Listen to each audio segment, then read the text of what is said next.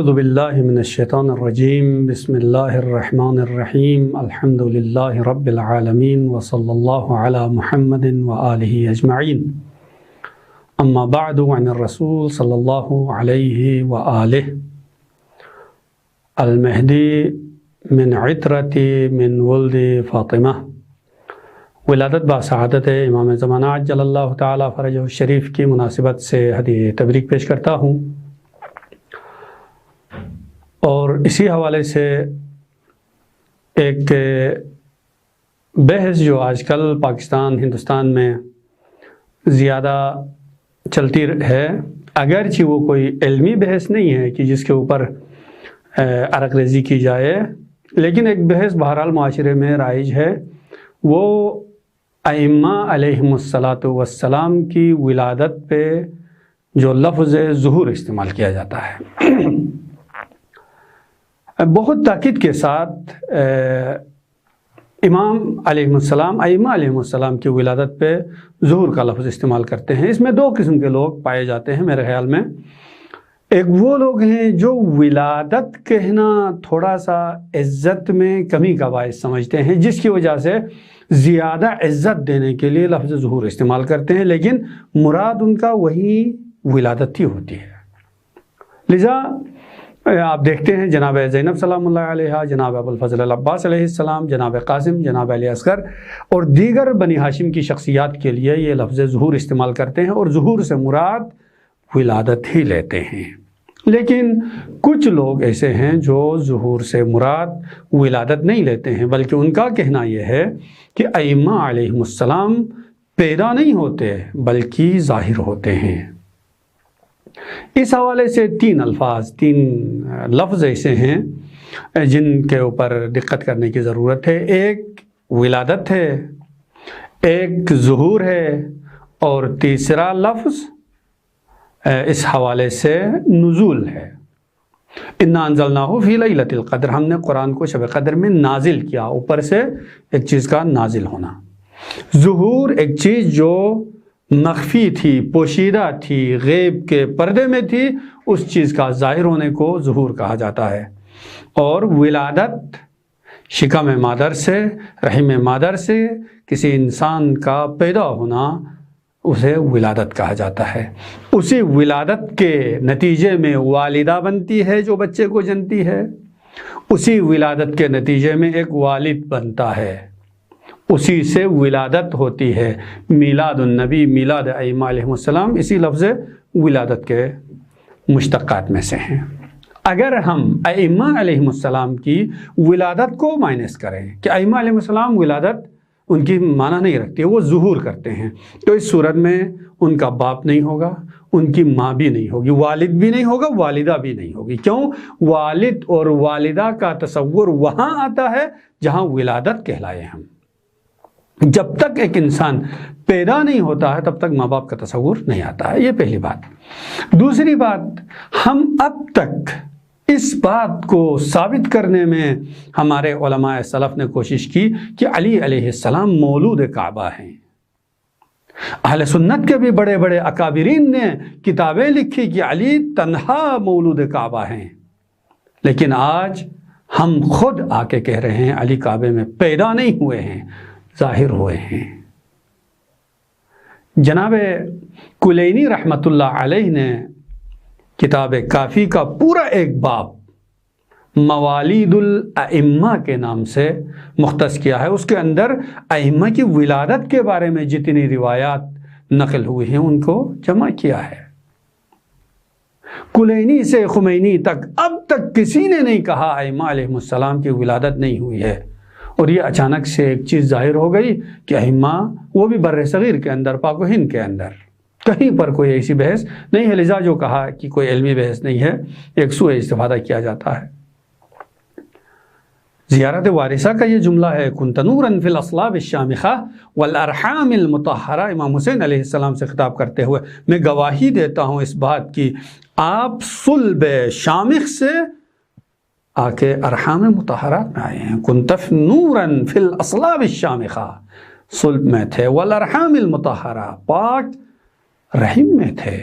اس کے علاوہ ہمیں تاریخ میں ملتا ہے کہ پیغمبر اکرم صلی اللہ علیہ وآلہ وسلم جب ماں کے بطن مبارک میں تھے، امیر المومنین علیہ السلام کے بارے میں بھی، جناب سیدہ کونین سلام اللہ علیہا کے بارے میں بھی یہ منقول ہے کہ جب ماں کے رحم میں تھی تو ماں کے لیے یہ تینوں شخصیات مونس بنتی تھی، حوصلہ دیتی تھی۔ تینوں شخصیات ماں کے رحم میں تھے تو حوصلہ دیتے تھے۔ جناب فاطمہ بنت اسد کعبہ کے قریب جا کے دعا کرتی ہے، پروردگارا اس مولود، اس جنین کی خاطر جو میرے بطن میں ہے، کہ میرے اس تکلیف کو آسان فرما۔ یا مولا کائنات سے پوچھا جاتا ہے کہ آپ افضل ہیں یا جناب عیسیٰ افضل ہیں، تو حدیث عربی میں متن چھوڑتا ہوں، مولا فرماتے ہیں جب عیسیٰ کی ماں ولادت کے دوران، یہ لفظ ولادت ہے، ولادت کے دوران بیت المقدس میں تھی تو کہا گیا، آواز آئی، یہاں سے نکل جاؤ، ہذا بیت العبادہ لیس بیت الولادہ، یہ عبادت کا گھر ہے، یہ ولادت کا گھر نہیں ہے، زچخانہ نہیں ہے۔ لیکن فرماتے ہیں جب میری ماں کو درد ذہ کے آثار نمودار ہوئے تو میری ماں کو آواز آئی، آپ کعبے کے اندر داخل ہو جائیں، اور میری ولادت کعبے کے اندر ہوئی۔ یہ لفظ ولادت ہے۔ اس کے علاوہ امام صادق علیہ السلام فرماتے ہیں کہ امام معصوم، ان الامام یسمع الکلام فی بطن امہ، امام کلام سنتا ہے ماں کے رحم میں۔ یا مشابہ ایک اور حدیث بھی ہے، ان الامام یسمع الکلام وہو جنین فی بطن امہ، جب ماں کے بطن میں جنین کی حالت میں امام ہوتا ہے اس وقت بھی آوازیں سنتا ہے، اس وقت کلام سنتا ہے۔ اس کا مطلب یہ ہوا ائمہ علیہ السلام بھی جو ایک انسان کے لیے اللہ تعالیٰ نے ایک سلسلہ قرار دیا ہے، صلب سے رحم میں، رحم سے پھر دنیا میں آنے کا، تو یہ ولادت ائمہ علیہ السلام کی بھی تھی، الگ سے نہیں تھی۔ لذا امام زمانہ کے نائب خاص علی ابن محمد فرماتے ہیں کہ ہمارے صاحب ولد الصاحب لنصف من الشعبان، ولدہ لفظ ولادت ہے کہ امام زمان عجل اللہ تعالی فرجہ الشریف شعبان کے 15 تاریخ کو پیدا ہوئے ہیں۔ یہ لفظ پیدا، ولدہ کا لفظ آیا ہے۔ لیکن آخری نقطہ، یہ کیوں کرتے ہیں؟ کیوں ولادت سے ظہور کی طرف لے جاتے ہیں؟ ایک واقعہ مختصراً میں عرض کروں کہ شیخ کلینی نے، شیخ صدوق نے اس واقعے کو ثواب الاعمال میں نقل کیا ہے۔ کوئی شخص جس کا کاروبار نہیں چلتا تھا، دعائیں کی، عبادتیں کی، کچھ نتیجہ نہیں ملا، کاروبار کیا، کوئی نتیجہ نہیں ملا، ایک دن شیطان پہنچا، کہا کیا تکلیف ہے؟ کہا کہ اس طرح کا سلسلہ ہے۔ اس کو نہیں پتا یہ شیطان ہے۔ کہا ایک نیا مذہب بناؤ، مذہب بناؤ گے تو تمہارے مرید بن جائیں گے، مرید اور مرشد کا سلسلہ ہو جائے گا اور تمہاری بازار گرم ہو جائے گی، دکان چلے گی۔ اس شخص نے ایسا ہی کیا، عقیدہ بنایا، لوگوں کا بڑا ہجوم ہوا ورد کے لیے، تعویذ کے لیے، جس طرح آج کل ہمارے ہاں ہوتا ہے، لوگوں کا آنا جانا ہوا۔ پھر ایک دن یہ شخص پشیمان ہوا کہ میں نے لوگوں کو گمراہ کیا۔ خلاصہ توبہ کرنے کی باری آ گئی، تو توبہ جب کیا اس نے، اس وقت کا نبی جو بھی تھا، نبی سے کہا اللہ کے نبی میں توبہ کرتا ہوں، اور اس نے کہا جب تک اللہ کی طرف سے بشارت توبہ قبول ہونے کی نہ آئے تب تک میری گردن میخ پہ ہوگی۔ ایک میخ اس نے زمین میں گاڑا اور اس کے اوپر اپنی گردن رکھی، اور اس وقت کے نبی نے اللہ کے درگاہ میں دعا کی، پروردگار اس کی توبہ قبول ہوئی یا نہیں؟ اللہ کی طرف سے آواز آئی اس کی توبہ کسی بھی صورت میں قبول نہیں ہوگی، وہ اس لیے کہ اس شخص نے اپنی دنیا کی خاطر بہت سارے لوگوں کو گمراہ کیا۔ جو زندہ تھے ان کو بتایا، جو مر گئے انہیں کیا کرے گا؟ ان کے لیے صرف واحد ذریعہ یہ ہے کہ وہ دوبارہ زندہ ہو کے دنیا میں آئے اور یہ بتائے، دوبارہ زندہ ہونا ممکن نہیں ہے، لذا اس کی توبہ قبول نہیں ہو سکتی ہے۔ تو اس طرح سے لوگوں نے اپنے بازار چمکانے کے لیے بھی مختلف اصطلاحات لا کے لوگوں کو مشغول رکھا ہوا ہے۔ ظہور اور ولادت، ولادت والوں کو پھر مقصر کہتے ہیں، ظہور والوں کو پتہ نہیں کیا کہیں گے۔ تو اس حوالے سے بہرحال یہ لفظ ظہور ولادت کے لیے استعمال نہیں ہوتا ہے۔ اور آخری نقطہ یہ بھی عرض کروں، اگر ہم ولادت کو ظہور ہی کہیں تو پھر امام زمانہ عجل اللہ تعالی فرجہ الشریف کے ظہور کا انتظار ختم ہو جاتا ہے۔ وہ تو 15 شعبان کو پہلے ہی ظاہر ہو گئے ہیں، تو پھر ظہور کا انتظار معنی نہیں رکھتا ہے۔